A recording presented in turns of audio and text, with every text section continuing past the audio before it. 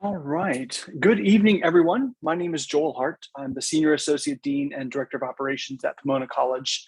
We're excited to welcome you to tonight's Six Colleges webinar entitled Beyond the Classroom, Real Talk with Students and Campus Advisors.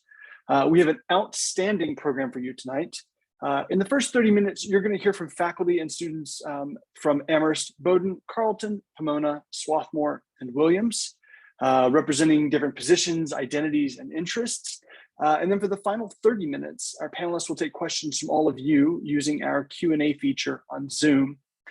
First, a few housekeeping items. The event is being recorded and closed captioning is available. The recording of the session will be posted on sixcolleges.org. As many of you know, this is part of a long series of virtual sessions with this group of six colleges that started in fall 2020. If you miss any of the other events, which cover a wide range of topics, you can also find recordings of those at sixcolleges.org. We'll also be posting our upcoming spring programs there soon. This event is in a Zoom webinar format, which means you can see and hear us, but we can't see or hear you. But we will be taking questions. So if you'd like to ask a question, please use the Q&A feature. We'll get to as many as we can. And lastly, we understand that many of you are interested in one or more of our colleges specifically. To learn more about us individually, we invite you to visit our respective websites to participate in other virtual programming. Tonight's program, along with all other six colleges programming, is meant to provide you with information about what it might be like to live and learn at a selective liberal arts college. So with that in mind, we hope you'll ask questions not about one individual college, but about our major themes tonight, such as seeking out community, exploring your interests, and feeling supported by our institutions. Now that we've gotten the logistics out of the way, we're going to meet all of our panelists. We'll start in alphabetical order, so starting, of course, with Amherst. Hi, everyone. I'm Quentin. I'm a junior at Amherst College. I'm originally from Singapore, and I study economics and mathematics. Hello, everyone. Thank you for joining us tonight. I'm Kyra Green. I work at Bowdoin College. I am originally from Cleveland, Ohio, Midwest the best, and I currently serve in the role of interim director of our Center for Multicultural Life on campus. Hi, everyone. I'm Al Montero. I'm Associate Dean of the college at Carleton College, and I'm also a longtime professor of political science. I have been at Carleton for 23 years and the last 6 years as Associate Dean. Hi, I'm Rohan. I'm at Mathematics College. I'm an economics and politics double major. Hi, everybody. My name is Sonia. I'm a senior at Swarthmore College. I'm also originally from Singapore, and I'm a double major in political science and philosophy.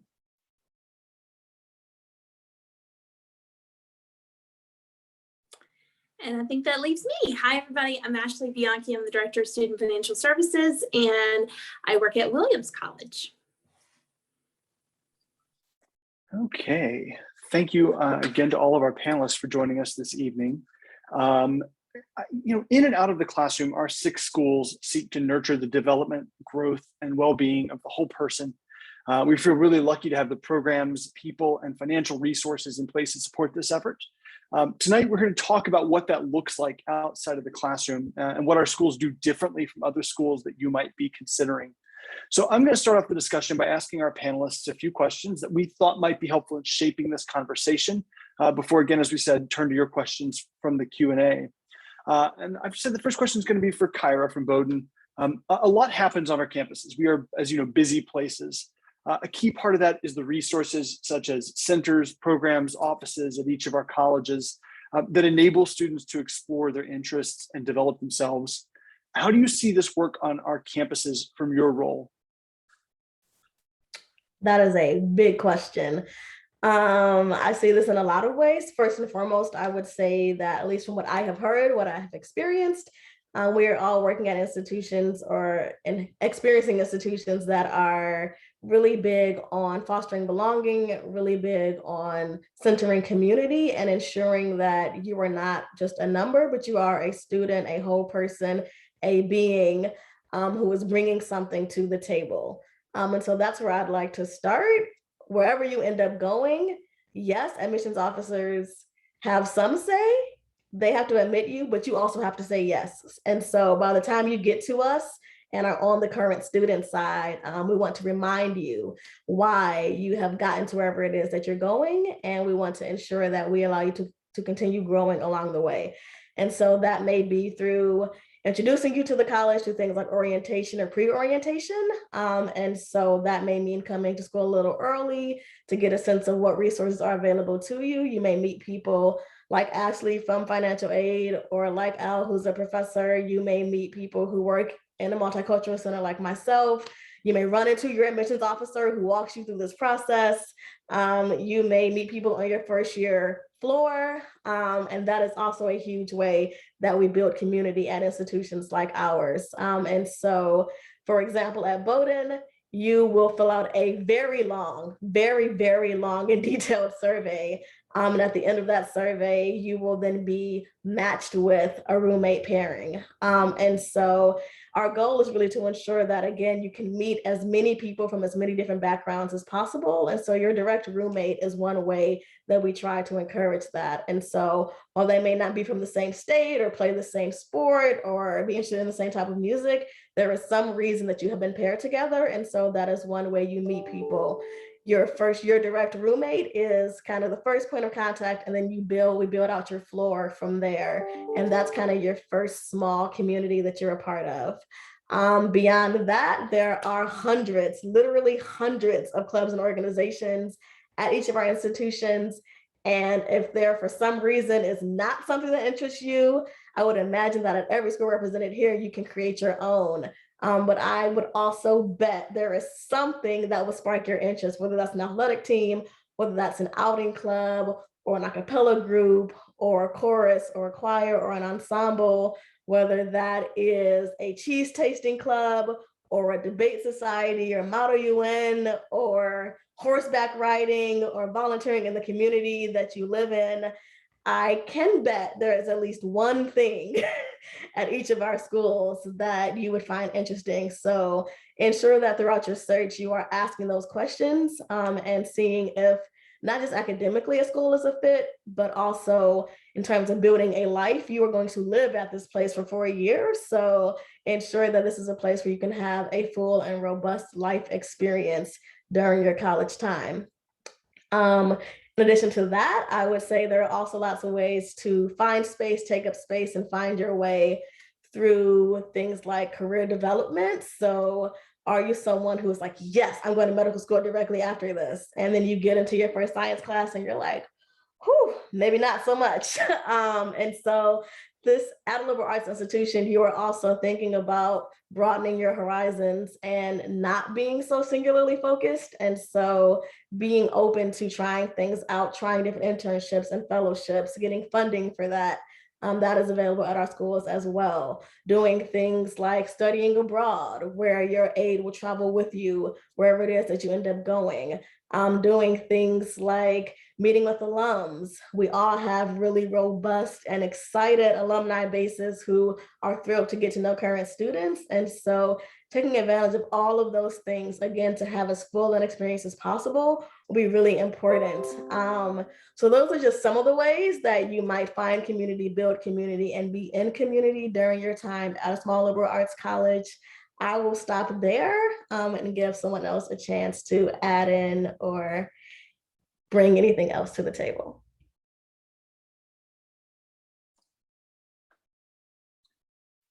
I'll jump ahead to our next question, actually, which is going to be for our students, and I'll ask all three of them to respond. As a student, how do you experience community? And how do you think colleges like ours develop that? I'll throw it first to start with Quentin from Amherst. Sure, thanks, Joel.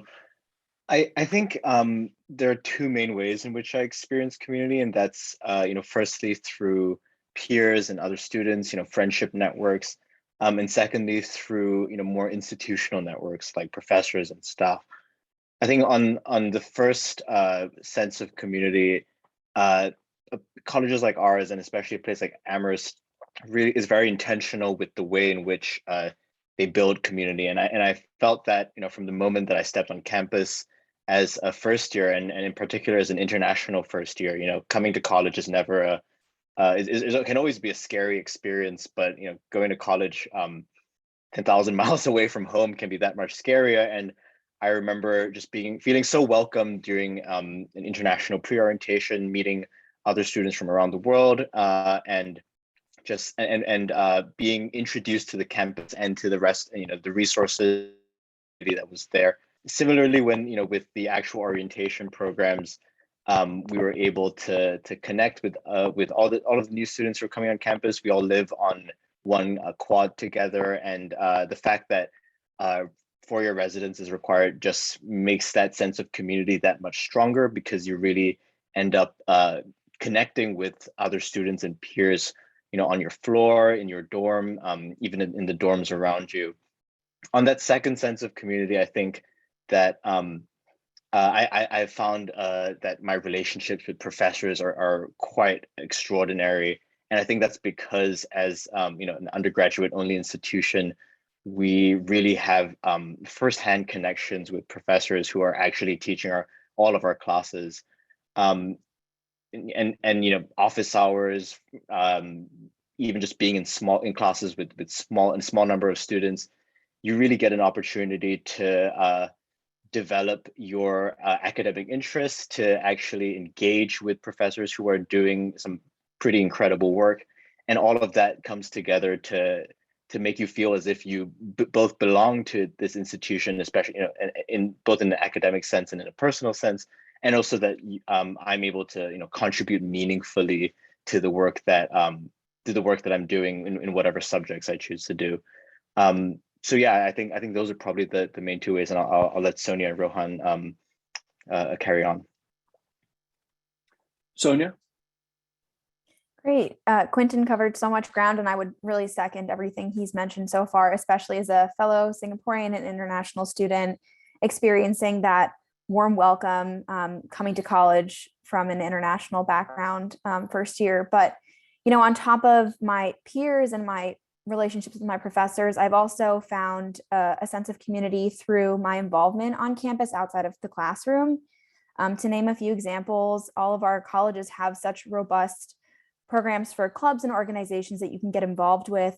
For me at Swarthmore, I've been able to get involved with some pre-professional clubs on campus. I've been able to volunteer both on campus, but then also in some of our neighboring towns to get involved with the local communities. And then on top of that as well, I've been able to even do work in admissions at Swarthmore. And as an example, I'm a tour guide on campus. And so doing things like that with my like-minded peers and being able to contribute to Swarthmore and to get a lot out of my institution from my professors, as Quentin's mentioned, and then also my peers, has been really meaningful. And then just a final way that I've also experienced a sense of community has been through the neighborhoods around Swarthmore. I think all of our colleges have such beautiful locations, and we've been able to, at Swarthmore in particular, access areas outside of campus to develop a community beyond just our campus. So in particular, I personally have not studied abroad at Swarthmore, but I have friends that have, and additionally being able to utilize the city of Philadelphia for Swarthmore in particular, but that really extends to all of our campuses, being able to find ways to connect with the broader communities of our colleges off campus as well has been really meaningful. Finally, Rohan. I think building community is something that happens on like every aspect of our colleges. So that's from like the dining halls to the residence halls. I think you'll find that at small colleges like ours, you will have a hard time like kind of sitting alone at the dining hall. I know I have this problem where you're going to run into at least one person, a friend, someone in a class, and then you're going to grab meals together. I think meals are like an important aspect of our colleges, because that's the time where you get to meet new people, have some great conversation at our lovely dining halls. And I think that's kind of how I associate like community building and meeting new people. And I think that's one aspect, right? And then the second aspect is kind of our residential life. At Pomona, we have something called the sponsor group system, and the other colleges have something similar, whether it be entryways. But when you first come to Pomona, you're placed into like a group of 12 to 15 people that have something similar, one thing in common between each other, and you're placed all in the same hallway with like upperclassmen living with you. And so kind of your first friend group on our campus is like that group, and it's kind of a great way for you to meet a diverse group of people, right? These are people that are coming from different walks of life, different locations, different countries, different socioeconomic backgrounds. And I think it's just like kind of inherent that you're going to connect in some way, because when everyone is starting college, they're just looking to, you know, make connections, make new friends. And I think it's much easier at like a place like any of our colleges where the community is so small, where faces become so recognizable, and that it doesn't feel suffocating and that, oh, you know everyone, but there's a familiarity that it just kind of, you know, has a feeling of home. Wonderful, thank you all. Al, it's one thing to say that we foster a sense of belonging, and it's another thing to actually do that. How do you approach this in your work? And what are some of the ways that liberal arts colleges connect students to one another and to opportunities and resources?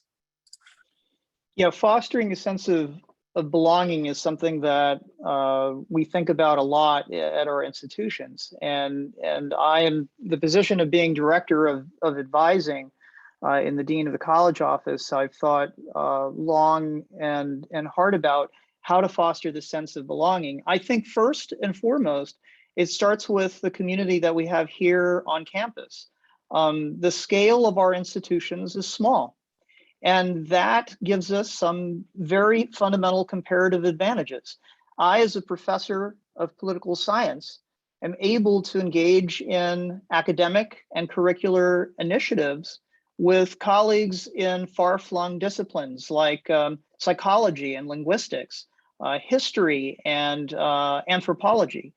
Every curricular initiative that I can remember in my couple of decades now at Carleton has been something that was multidisciplinary, and those ties and relationships among the faculty and the staff who were involved in those initiatives essentially created community over a long period of time. And so when you're in a place like this, in any of these colleges, the small scale enables us to maintain those sorts of connections. So in order to foster belonging among our students, we have to have that sense of belonging. We have to foster those sorts of relationships. And that's, again, one of the comparative advantages of all of these institutions. And so the next step is to listen to students, to very carefully, actively listen to their interests. What is it that they want to do with this great opportunity of being in a selective liberal arts college? Who do they want to talk to? And it may not be a subject area defined by a particular department or a particular discipline. It may be that they want to explore an off-campus program, or they have a real policy question that they're passionate about, such as environmental sustainability. Well, in talking to the faculty and talking to their academic advisors, that's a good first step.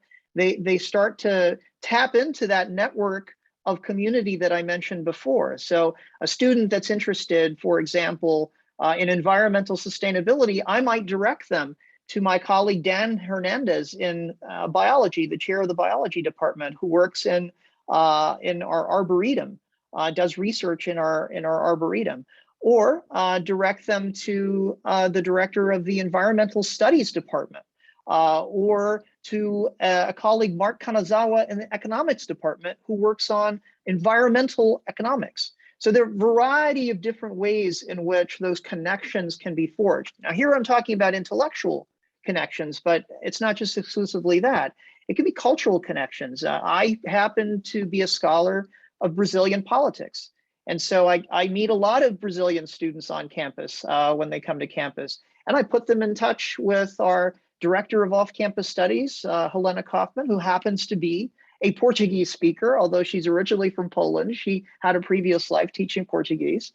We have a new colleague in the economics department who happens to be from Brazil and is teaching the economics of Latin America. So these sorts of connections that students have access to by talking to their faculty, by talking to their academic advisors, is tremendously powerful. We actively listen to their interests and we try to connect them to these emerging networks. The final thing I would say is we try to also nudge them to use their networks. And those networks will grow and become quite vast over the 4 years that they are with us. They will go beyond the faculty and the staff on the campus to include former students, alums, recent graduates, and folks maybe that graduated 30, 40 years ago that might come to campus, either physically or virtually through our Career Center to meet current students and talk about various career tracks. We try to have connections with the broader community. We encourage civic engagement. Many students do projects in the community, and in our case, up in the Twin Cities. We have community partners that connect with our classes in, again, various disciplines. So really the final point is the first one that I made. It's the scale of these institutions. The closeness and the familiarity that we're able to foster is quite unique in contrast to much larger institutions that have different kinds of communities. I would say as a political scientist, I'm familiar with the communities of various political science departments at very large institutions. I'm a product of one of those institutions, but they really don't have community across the institution, simply because they're too large, they're doing very different things, and they don't really need to talk to each other in the same way that we do. So I think in all of those ways, we foster a sense of belonging by creating these communities and these networks for our students. Thank you very much. Ashley, if I can direct this next question to you. We want to make sure that students and families know what it means to remove barriers at college, right? So what sorts of barriers are we talking about, and how do institutions like these minimize them or eliminate them? Sure. Thank you for the question. It's a great one. I think I'll just pick up where Al left off and talk about the connections across campus. And I will say one thing that all of our colleges have in common that's probably pretty obvious is that we all have very significant resources, and we all have chosen to use those resources to support students in pretty remarkable ways.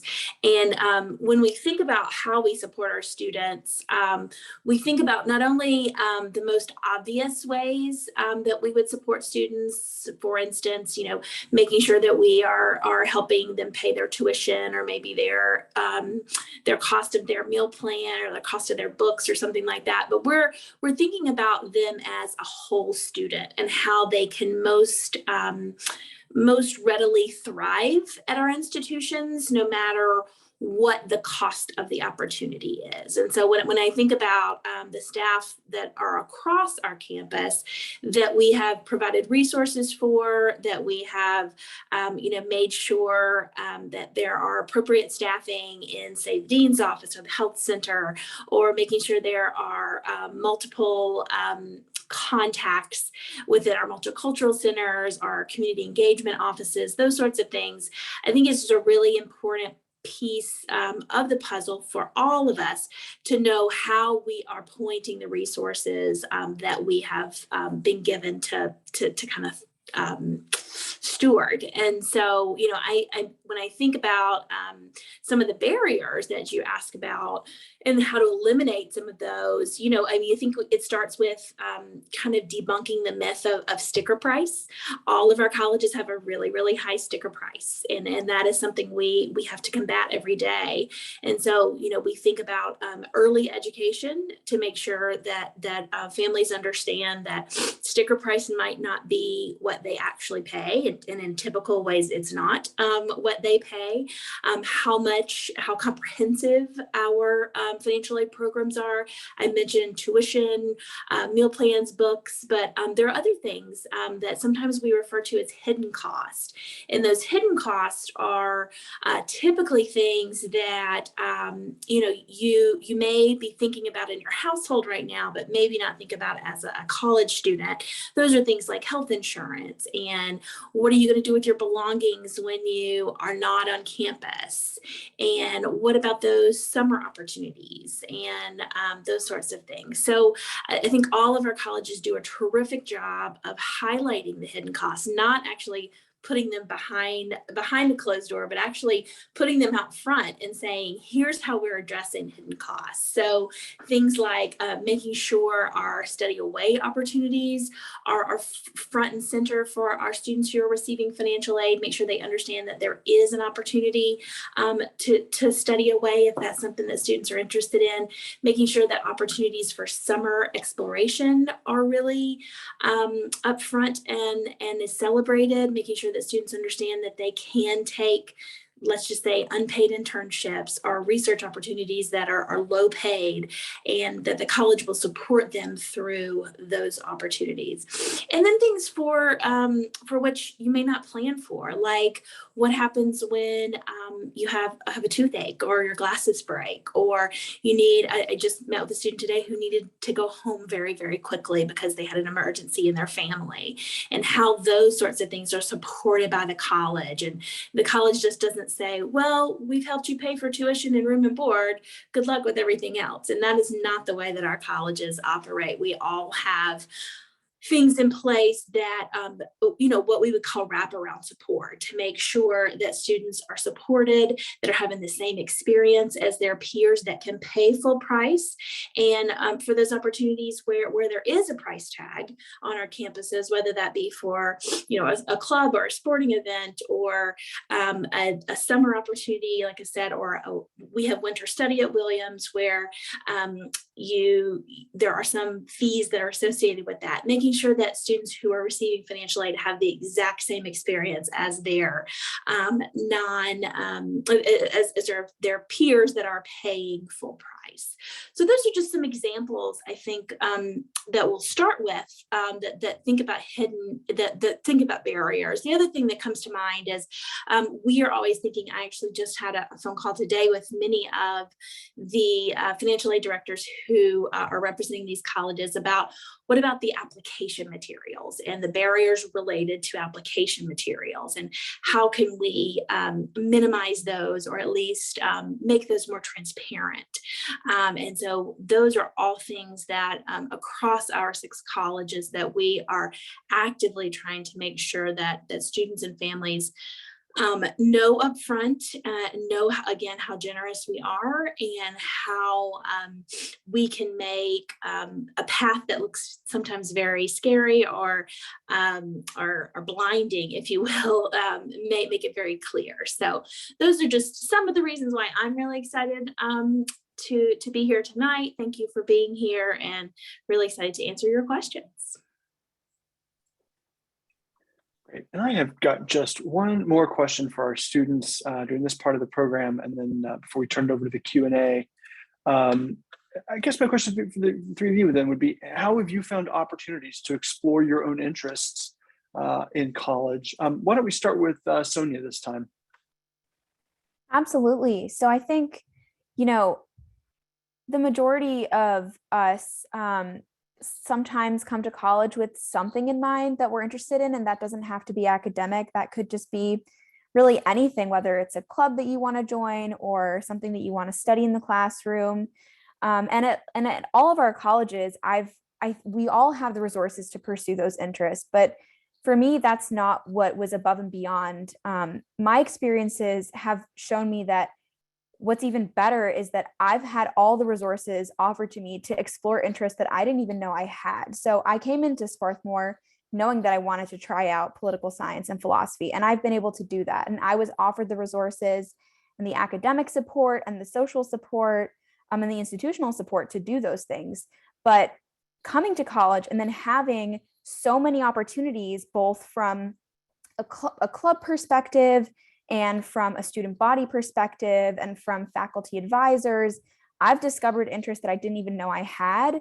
And having the ability to be financially supported to do those things, to be intellectually supported to do those things, has been incredible for me as a student, because I've truly felt as though there haven't been any barriers to being able to take advantage of pursuits that I didn't know I wanted to do. I didn't know I wanted to be a tour guide, and having programs that have enabled me to work on campus and to balance my academic course load with being an athlete, and then to also have a job.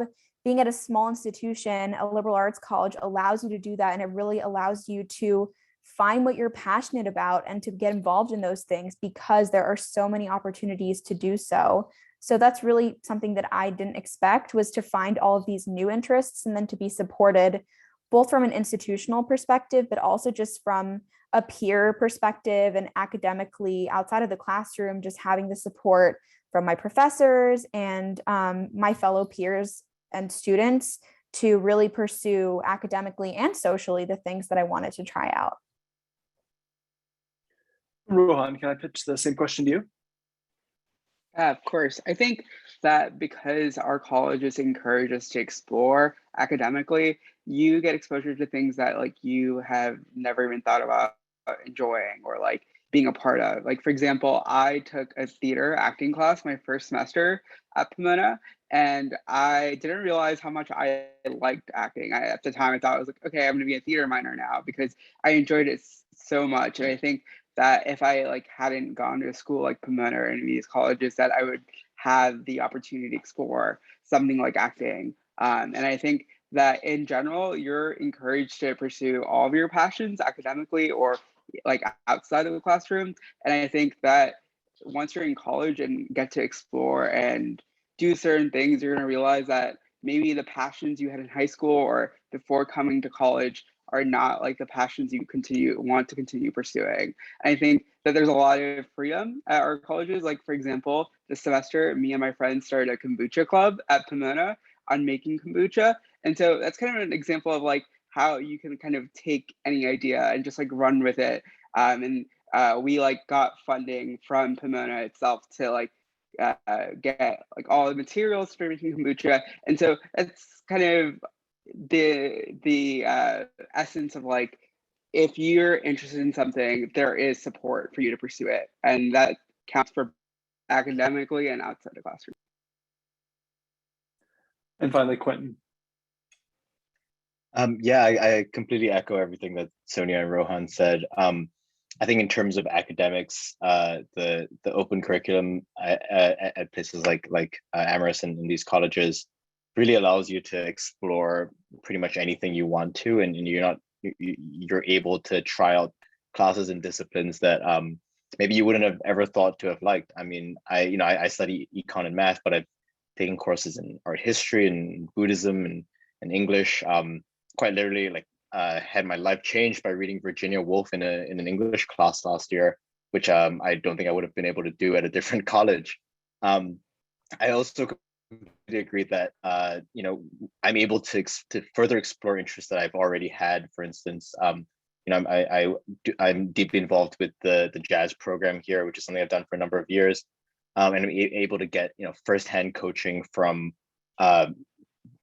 amazing adjunct faculty jazz musicians who put in the time and effort to help me improve my playing as much as possible, but also explore interests that I never thought I would have ever done before coming to Amherst. I started rock climbing my first year of college here, and I've was not really able to do that over COVID, but have definitely been able to do it more this semester again, and that's something I'm really thankful for. I think whatever it is that you feel you're interested in, or even if you just want to try something out for the first time, colleges like ours give you the opportunities and resources to explore that, and encourage you to dip your feet in and try and fail and try again, which is something I really love about these places.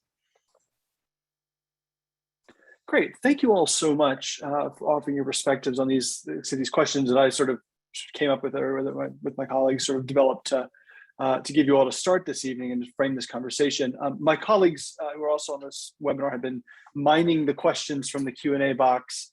And I think there's some really great ones in here that we've been collecting. And so I'm going to start pitching these out. And the first one I would say is for students. And so again, one, two, all three of you, however you would like to sort of do this to answer this, but how would you describe the social climate and the culture at places like the 6 colleges? And I'll let whoever wants to jump on that one go.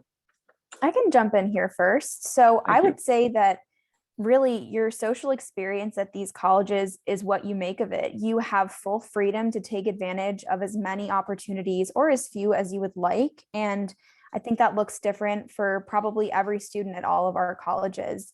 For me specifically, I found ways to be involved socially through athletics, through the clubs that I've been a part of, and then also just through hanging out with my friends and developing relationships with the people around me. So, doing things as seemingly silly as having movie marathons every Wednesday night is a tradition that some of my closest friends and I have, but that's something that I look forward to every single week, and that I know that I'm going to be able to have that time with them, all the way to meeting new students whenever I'm in a consulting club, for example, at Swarthmore.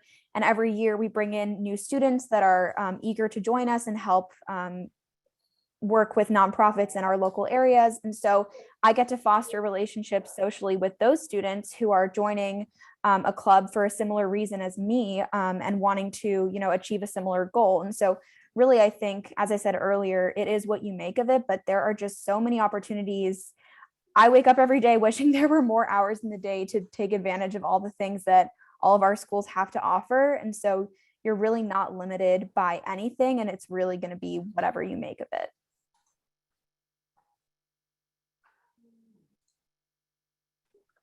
Yeah, just adding on to what Sonia is saying, I think that when you come into college in your first year, there is often an implicit pressure to find a group of friends and have them be like the best friends you ever made in your life, and to just connect to the social scene and go to parties and things like that.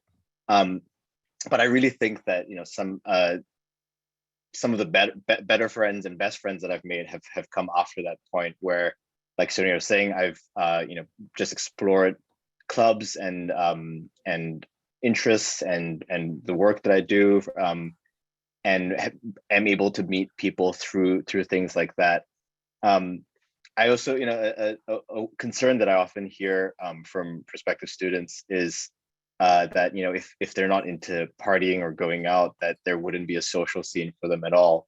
But I think that again, it really is whatever you want to make out of your social life at some of these colleges. And if you want to be going out to party and going to big events all the time, there are certainly things like that for you. But if you just want to be hanging out with a close group of friends in your room on a Friday night, or going to a music concert being put on by like the school orchestra or something like that, if that's how you consider it to be a fun way to spend your time, then there are plenty of opportunities for that as well. Thank you both. Let me actually ask this next question of both of one of the students and of our colleague Al. And I'll start. Let me start with Rohan and jump this question Al after that, which is so for Rohan, how do you maintain a healthy balance between the academics and everything you're doing outside of the classroom? And does the workload ever feel overwhelming? And then I think the questions are the flip side of that from the school side for Al, if I may. What kinds of resources are available to help students strike this balance? And what are some of the examples of support and transition systems at schools like this, or schools like these?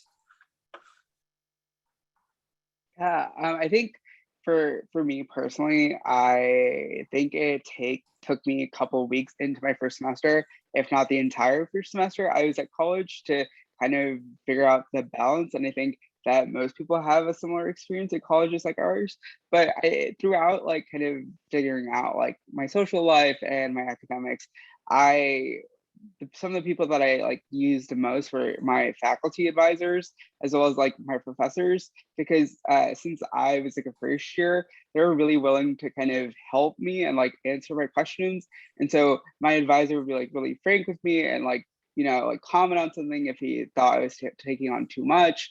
And then one of my professors, my first year, I would always go to her in office hours and like talk to her, just like chat about like school and like things beyond not school. But I think in short, basically there is like a lot of academic support. The way I found academic support was maybe not the way that other people do, but I like definitely took advantage of like faculty at the school. I think also all of our colleges are collaborative in a sense. So a lot of the academic work that we do is collaborative and with other people. So specifically for Pomona, we have something called mentor sessions, which is like you do problem sets and like homework together as a class, and professors encourage you to work together. And so kind of with considering all of that, I think in general, I think it takes everyone a while to figure out like a balance, but I think it's definitely achievable, and that most people do like find a balance with after their first semester of college. So I think the flip side of that question, I think Rohan's answer helps answer the flip side of that question. What do we do on the faculty and staff side to support the kinds of decisions that students have to make? I think the academic and life support piece of it, and when I say life support, I don't mean it medically. I mean the dean of student side, the student life side, which involves all the various centers to support healthy minds and healthy bodies at these institutions, beginning with emotional and mental health. This is a topic that we take very seriously at our institutions, and we're constantly building our capacity to work with students on their, not just their physical health, but their mental and emotional health. We have programs for meditation, programs for yoga, programs for simply walking in nature, naturalism. We have religious and spiritual groups. We have musical groups that exist only to sort of explore the emotional side of music. So in a variety of different ways, we direct students, we guide them to find these parts of the campus, of their network, to find the kind of support that they need. On something like time management, for example, we have time management coaches in our Center for Academic Support. And I think that's a skill that is especially important for students in their first term at these institutions, their first term of college. I myself have all of my advisees fill out a weekly time audit to figure out how they're investing their precious and finite hours and where they're taxing those hours. So are they taxing sleep in order to invest in something that's less important than sleep on a given week? So at least they can see time and then make choices using those numbers about where they wish to allocate their time. It's techniques like those that I think enable our students to make better decisions that impact not just their intellectual growth, but also just their health. Wonderful, thank you very much. I guess another one for the students then. Does the community ever feel too small? Do you ever feel there's not enough to do on campus? Can you perhaps give examples of things that are happening on your campuses lately that you find interesting? And again, whoever would like to hop on that one first.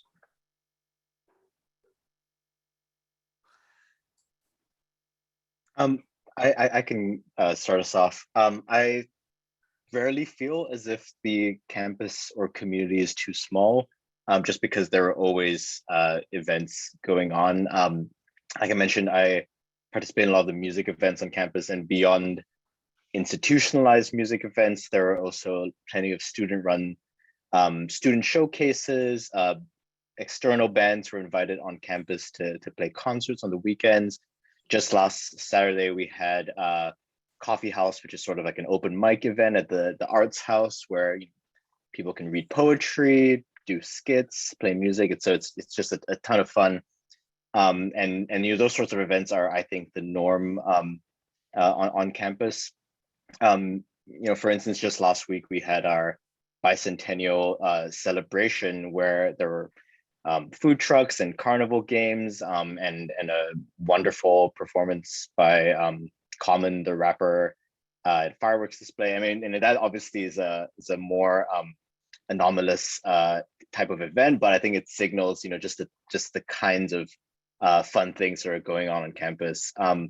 However, if things do start to feel small, I think that at least for Amherst, the fact that we are so close to 4 other colleges like right nearby in the 5-college consortium, you're able to like tap into this larger network of college students.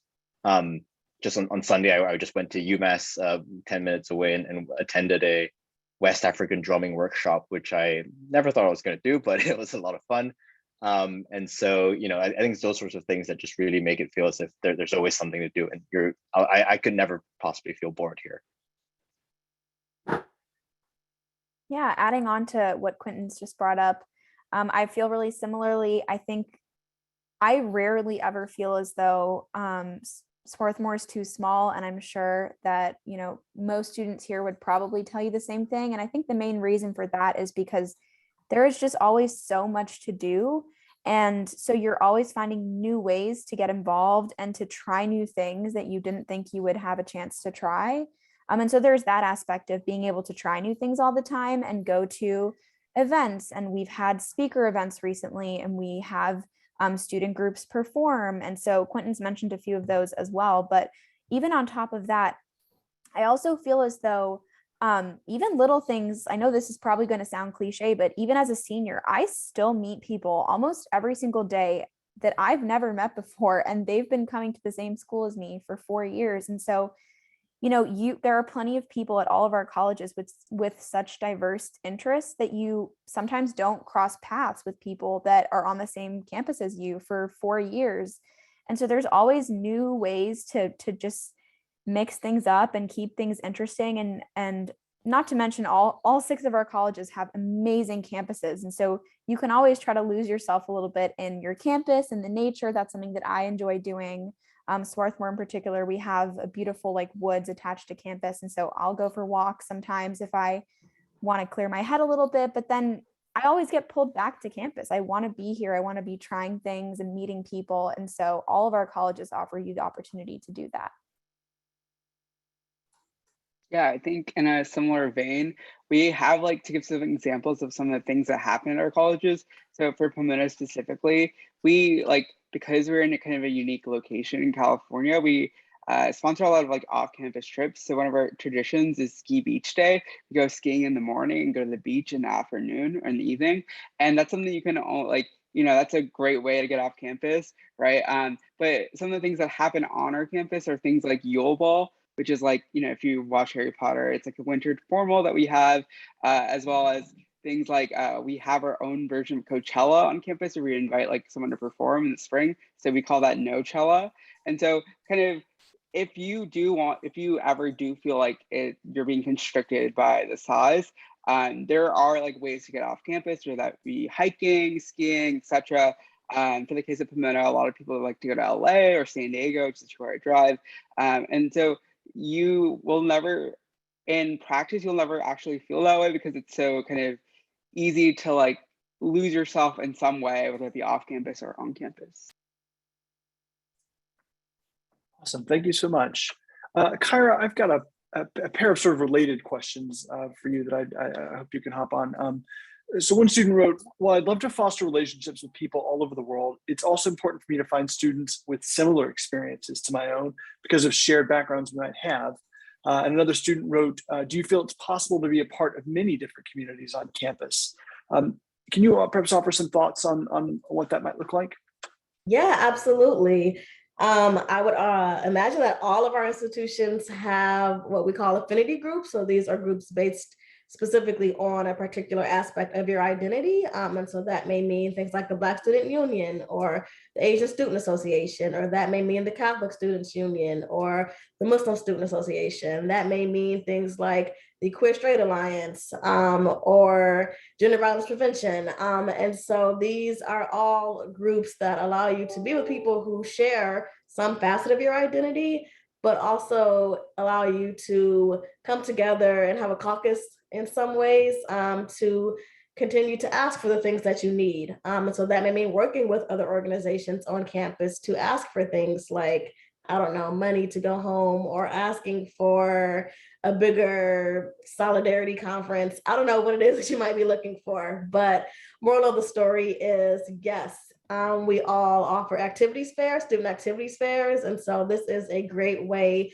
for you to just see the range of opportunities available. And then to kind of supplement that a bit, you can sort of show up to resource centers like a Women's Resource Center or a Multicultural Center or a Center for Religion and Spiritual Life to talk to the people who are guiding these organizations and who are offering a bit of a broader programming experience for students who may be from these various backgrounds. So I'll absolutely say you can find people who look like you, who think like you, who share your faith, who have those same celebrations, who know what your heritage is about, and who can bond over that experience. And then you can also find ways to look beyond that if that is something you would also like to do. So I would imagine that every student at all of these colleges belong to more than one community, because just by nature of being a whole person, you have different needs for different things. And so you'll find things academically that you won't find socially. And so you need to balance those pieces of yourself out. And so just by nature of being a person at college, you will naturally be a part of multiple communities on campus. Ashley, financial aid packages at institutions like ours will often include a work study component as part of the aid award.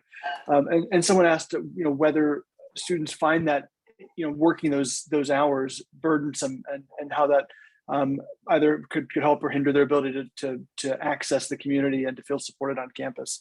Can you speak to that? Yeah, I'm happy to. Thanks for the question. So student employment, I think it is sort of the umbrella term that we would use here. Campus job, work study, as we said, they kind of are, we don't make it easy by calling it just one thing. But all of those things together really are, in my opinion, a really awesome opportunity for students to plug into campus in a kind of a unique way, sort of see the goings on behind college campuses, to understand sort of the inner workings of a college campus. I was a student employee before I came, and that's the reason I became a college employee eventually. And I think many student employees have that same story where they worked, maybe someone worked as a tour guide and then they become an admission counselor, and then all of a sudden they're a director, those sorts of things. They happen a lot. And I would say that it's time well invested. And it is, for parents who are listening, I always say this is a moment where another adult is looking in on your child and knowing if they're coming to work on time, if they're looking a little too tired or looking a little too hungry, or kind of keeping a touch with them. So I think from that perspective, it's huge. Of course, the monetary benefit is big. Most of our campuses, and I think I can speak to this with confidence, is not expecting students to be employees first. They're always expecting to be students first. So they're expecting people to earn probably between like 7 and 12 hours a week is probably the range there. What that does is sometimes it helps students to have structure. And so that structure around, okay, I'm working, in the dining hall for 3 hours on Mondays and Wednesdays. So that's 6 hours of my week that I can kind of say is spoken for. And so then I'm going to maybe get up a little bit earlier so that I can get my, my homework done, because then I have a class that starts at 2 p.m. and I'm going to be in class from 2 to 5, or, something like that. So a lot of times it helps to put structure around. I think for most students who really want that experience, I think it does not become a burden. It does not become kind of overly, and it's probably the only time in your life as an employee that you have a lot of slack. Like you're given a lot of slack. Like you're like, oh, you have a big test on Friday, don't come in, those sorts of things. And so I think all of us who employ students and all of us who have been student employees kind of enjoy that same sense of like, it's great. It's great experience. It's an awesome way to earn a little money in your pocket to maybe pay for your personal expenses or your weekend travels or things like that. But it's also an opportunity to put something on your calendar that you can kind of disconnect from your academic work, which I think is important, and B, if there are things that come up, you have the most understanding employer ever, because we are all there to educate students, and we know that education comes first. So those are just some of the things that come to mind when I think about campus jobs and student employment. I think it's a really, really great way to tap into a college for a first-year student to be able to go into I don't know, let's just say the president's office and work in the president's office, and get to know sort of the inner workings of campus. How cool is that? Like that, when I was a state campus employee, I worked in the development office. And so, I learned how to raise money, and then I ended up spending it all now in my job currently. So it's kind of full circle sometimes, but I love the question. I love the energy around it, and really don't be shy about those employment opportunities. That's great, Ashley. Thank you. I think just as I want to be mindful of the time as we're closing in on the hour here. I think what I'd actually like to do is ask each of our 6 panelists. We've been talking a lot about community, and that matters for students. It matters as much too for staff. I'd like to ask each of the 6 of you, and perhaps we'll go in the same order we did when we started for introductions. If there was just take a couple seconds. Was there a moment when you felt like you became a part of the community at your institution? I'll throw Quentin up first, and we'll go from there. Yeah, I actually think that that moment came my very first night of being at Amherst College, and it was during the international pre-orientation, and I just put all my bags in my room, and I was wondering what to do. Didn't really know anyone on campus, and we just went to a pizza party for all of the new students, and immediately there I started having conversations with a bunch of people. I met someone who's like now one of my closest friends, and it was just such a heartwarming experience, and really showed me that I think the rest of my time at Amherst would be just as wonderful.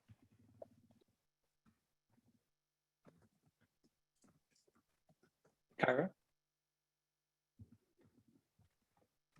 Sorry, struggling to unmute. Absolutely, yes. The moment actually came when I was interviewing for my first job in admissions, and our director was amazing and actually found an apartment for me because I was applying straight out of college. And I'll stop there because we're short on time. I have a similar response. I think the first month I was interviewed, and my department was my community for a little while, and then I discovered very shortly after I arrived on campus that the Department of Political Science doesn't have a monopoly on wonderful people at Carleton, but there are wonderful people throughout the college, faculty and staff, and of course the students. I just completely was captivated by the students, and still am. So I feel very, very connected to this place. One of the traditions that we have at Pomona is to fountain people on their birthday. So one of my hallmates, and I think the second week of school, we all decided to carry him and take him to the furthest fountain because it's the deepest. We all placed it there, and then we had like Krispy Kreme donuts. I think that's kind of what I think about when I think about community at Pomona. So I would say definitely that moment. I was extremely fortunate that for me, my moment came before I actually even got to campus. As a freshman, my moment happened when I visited Swarthmore before I actually got in. And I got to sit in on a class and to meet students on campus. And I recognize that that's not an opportunity that everyone will have been able to have, but even just looking online at websites and speaking to current students, that moment came for me before I even stepped foot on campus, and I felt so welcomed and accepted. All right, so I'll be the last. I will say probably the most pertinent moment for me to feel community at Williams was actually when we had to shut the campus down in March of 2020, and the COVID was upon us, and those moments I think burn in your brain for various reasons, but for me, having to rely on so many different people, not only in my division, but also across campus, to make sure that students got the resources that they needed, got the support that they needed to get off campus appropriately, that they had the money that they needed to live out the rest of their semester. And what we then learned was a longer term challenge. I think that was a moment where I saw Williams step up from, people packing boxes boxes to, you know, walking across campus and seeing, you know, professors helping students get boxes into storage bins, for, you know, the folks in our division, you know, handing out actual cash to students as they were leaving campus to make sure that they had money to eat in the airport, and those sorts of things. Those were moments that I'll never forget, and a part of being a part of a larger group that was really working together. So that's what I'll end with. It's a great anecdote, Ashley. Thank you for that. I just want to say thank you, of course, to all of our panelists tonight for taking time out of their evening to join us this evening, and of course, say thank you to all of you who have stuck with us for the hour, and hopefully you learned something about our 6 colleges, and certainly the ways that we create and support and develop and build communities at these sorts of small liberal arts colleges.